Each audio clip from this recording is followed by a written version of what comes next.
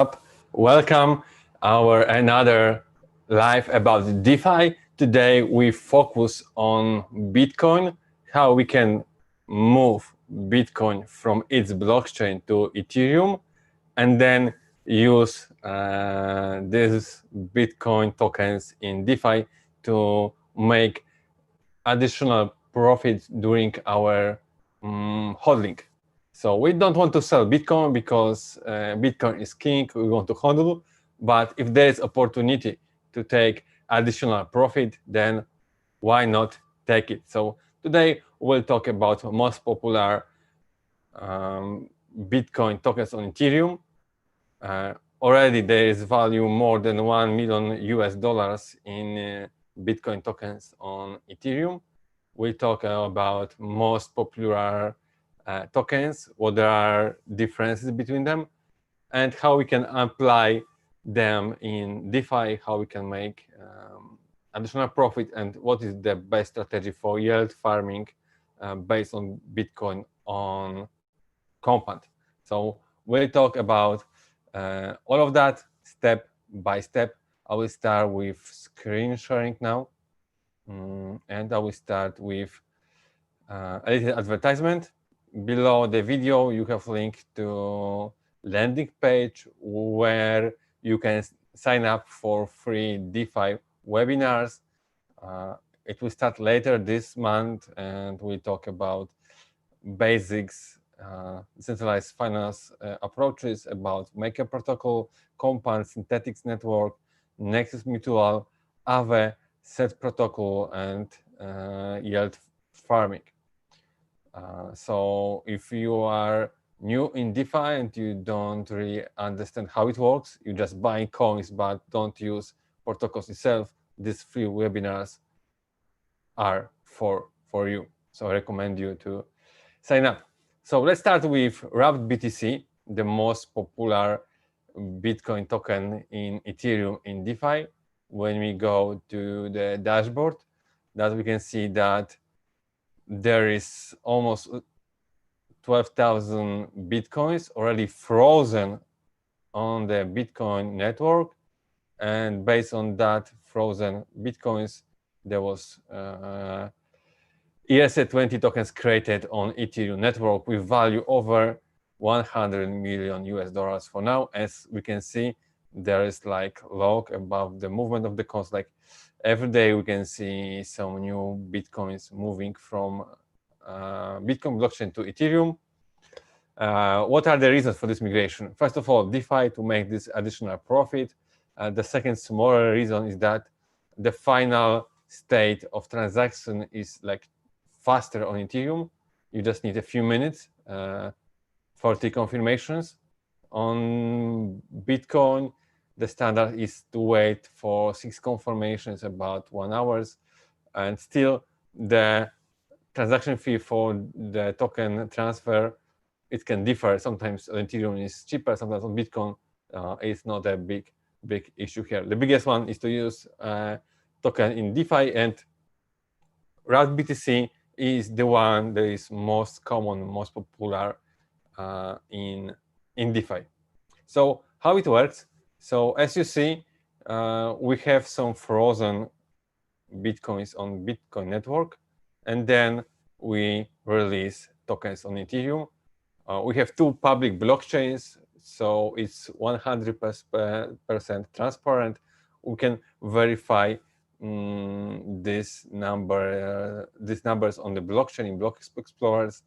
The same with each minting transaction. We have hashes of each transaction on both blockchains. So it's 100% transparent. So we don't have this issue that we have in Tether and other centralized dollar-backed stablecoins. We don't know what Tether have in the bank accounts. In WrappedBTC, we know everything is on the blockchain. And if something happens, we will see it immediately and we can take actions. So how it works? It's transparent, but unfortunately, it's not decentralized. There's an organization, we can say cartel, that is responsible for issuance of WrappedBTC tokens.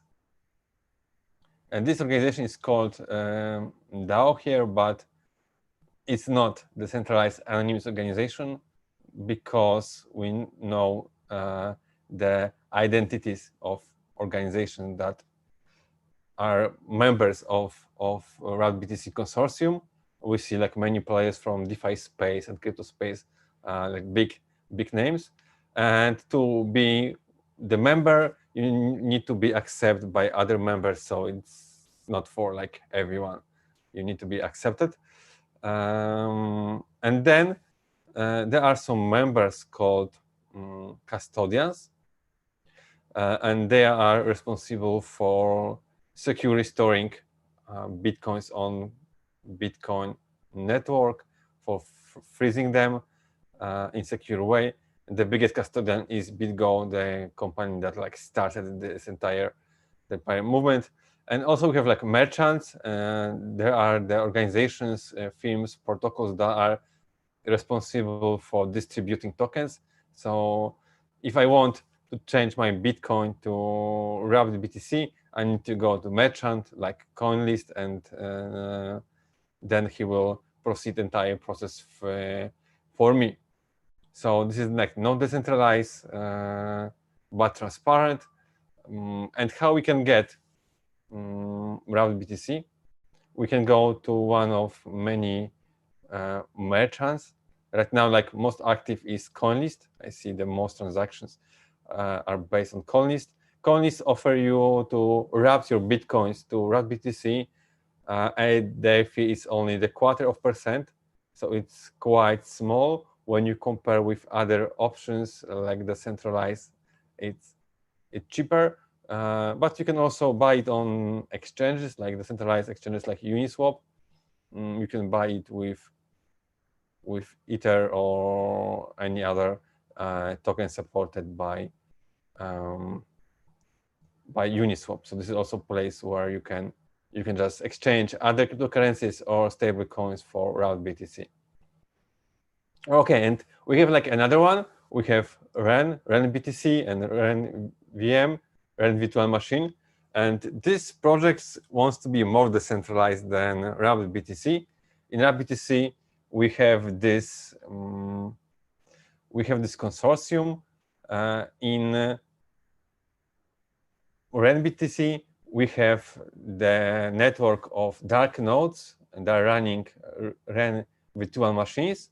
And as a result, this process it's maybe not trustless, but trust is minimized.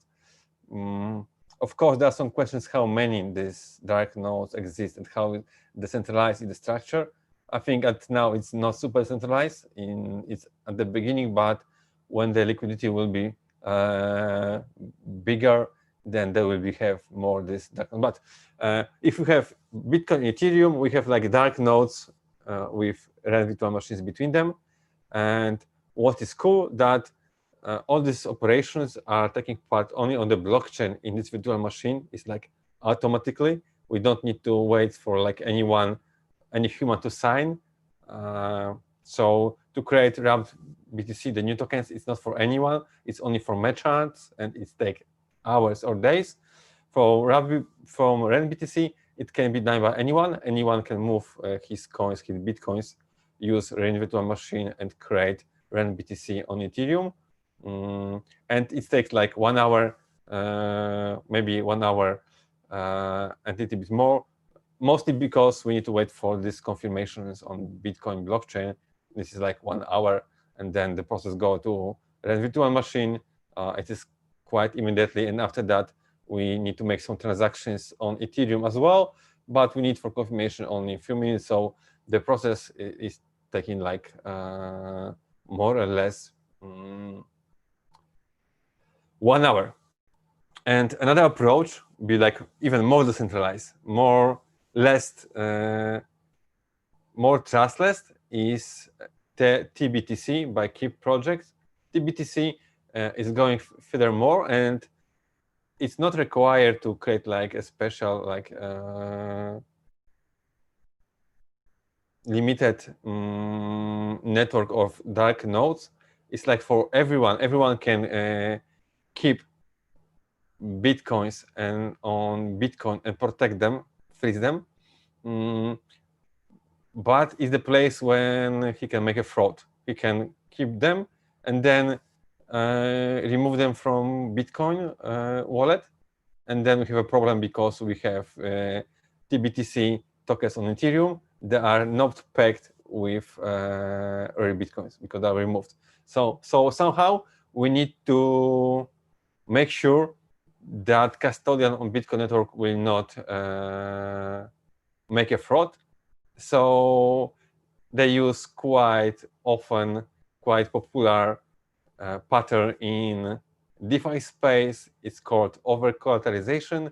So you need to make collateral on Ethereum in Ether if you want to be custodian of the Bitcoins. So, and of course, you need to be over collateralization. So if you make any fraud on the Bitcoins, you will lose more value on Ethereum. So there is like non-profit that you shouldn't do that.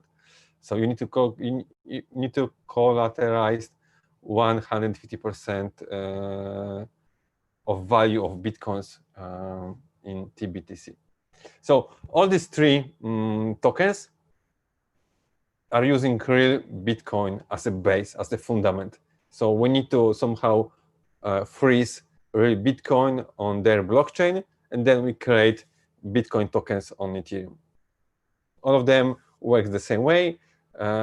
What is different is approach, how the exchange from Bitcoin to token is handled, and how trustless and decentralized the process is. This is the biggest difference between these three projects. But there is also one more quite significant. It's called Synthetix Bitcoin from Synthetix Networks. Synthetix Networks is a very interesting future DeFi project. I say future DeFi because right now they are quite centralized, but they have roadmap to be decentralized in future. And there is special module in our free webinars about this protocol itself. So I encourage you to sign up. You find the link in the description.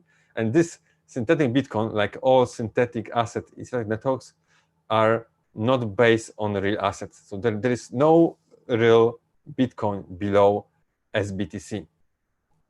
We have the collateral in crypto, in Synthetix Networks token. And of course, we use the same pattern over collateralization again. And this is quite high over collateralization. It depends on the time. It was from 750 to 850% of the value of created Bitcoin. So more or less, if you want to create one synthetic Bitcoin, you need to put in collateral synthetic token with around 8 times higher value. And then there is Synthetix Exchange. This is the heart of Synthetix Network ecosystem, where you can exchange each synthetic asset. And the gateway to this universe is Synthetix ETH and Synthetix USD. Both of them you can buy on Uniswap. And then with them, you can go onto the Synthetix exchange and exchange for any synthetic asset. And what is cool is that the Synthetix Network is working very closely with Chainlink, and they take prices from external market. So you always exchange synthetic dollar to synthetic Bitcoin as the price for external market, let's say from CoinMarketCap. So it's cool because even if there is like small market cap for the Bitcoin synthetic token, there is no problem with price slippage and low liquidity. There is always a liquidity for entire cap of synthetic asset, and there is no price slippage. So this is very cool, quite different approach. Okay, so we have this Bitcoin on Ethereum, and how we can use it in DeFi, how we can make another profit, additional profit. To be honest, right now the only option we have is RenBTC. Even if we use RenBTC by wbtc.cafe, then we can go from, we can convert our Bitcoins from our wallet to WrappedBTC or RenBTC also in our wallet on the Ethereum. We can convert like one Bitcoin, and we see we'll pay like 0.5% for that. So it's quite cheap. Usually it was more than 1%. So right now it's quite cheap, and we can convert our Bitcoin to RenBTC and stop at this stage, or after that convert our RenBTC to WrappedBTC to use it in DeFi, and you can use it to yield farming on the compound. As I talked in one of my first video about compound yield farming, the best strategy right now on compound is to create saving account in DAI stablecoin, because we have supply annual yield 10% because of token distribution and 2% because of the market itself. And then based on that savings, we can use them as collateral to borrow USDC coin, because the award in comp token will be bigger than the cost of borrowing by 5%. So we can make profit on taking debt, and we can exchange this USD coin on Uniswap or someone else for DAI, and repeat this procedure a few times to have like 40, 50, maybe even 60% annual yield. So it's quite cool, and we can use Bitcoin to do that. And we have like two options. When you go to the governance on the compound, then we can see that like yesterday was executed the last update into the protocol, and this update means we can use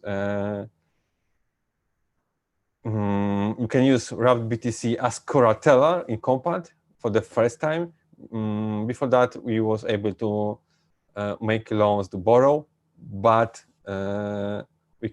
we couldn't use it as collateral. From yesterday, you can use it collateral, and collateral factor is 40%. So if we put one Bitcoin, then we can borrow maximum 30% of that Bitcoin. It's quite small. It's quite small. That's why we need to consider it's better is to do this on compound, or maybe it's better to borrow DAI in Oasis, in Maker, and then put it on compound, the DAI in compound to do yield farming. So I analyze these two cases, and I create a spreadsheet that explains this, what we can do. So there is DAI borrow cost both on compound and Maker. They're quite similar. On Maker is 2% annually. On compound is 264. So this is our cost we need to pay. But on the comp, we also receive some comp tokens based on that. And right now, it's like it gives us 10%, almost 11% of annual return. So if we borrow DAI based on WrappedBTC on compound, we'll not pay for that. We'll get 8% profit, 8% from the value of the loan, not value of the collateral. On the other side, we need to pay 2% in Maker. So it's look at the first side that compound is better. But if we will see loan to value ratio on compound is only 40%, in Maker is 75%. So we can take bigger loan on Maker with the same risk.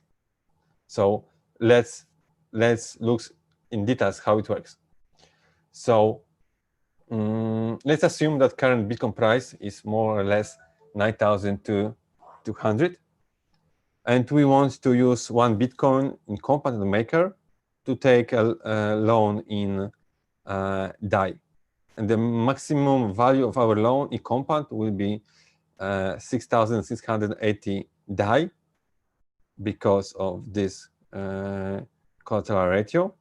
And on Maker, it will be quite higher. It will be 6,900. But we don't want to make like a maximum value because it's very risky, and we can be immediately liquidated and make some loss. So we don't want this. We want to play quite safe, and we want to have like 50% safety net. So we want to be okay even if the price of the Bitcoin will collapse in half. So as a result, we will borrow only 1,840 DAIs on Compound. On Maker, it will be 3,450 DAI. And what will be the cost from this table? So on Compound, there will be no cost, there will be profit. We will earn $150. On Maker will pay $69. This will be our cost. And we assume that we can use this USD leverage to have around 40% annual return from yield farming on the Compound. So this 40% will give us 766 DAI on Compound and 1,380 DAI in Maker. So as a result, our profit in Compound will be less than $900, and in Maker it will be more than $1,300. So it will be like less than 10% return from our one Bitcoin when we exchange it to DAI on Compound, and almost 15% when we do the same in Maker.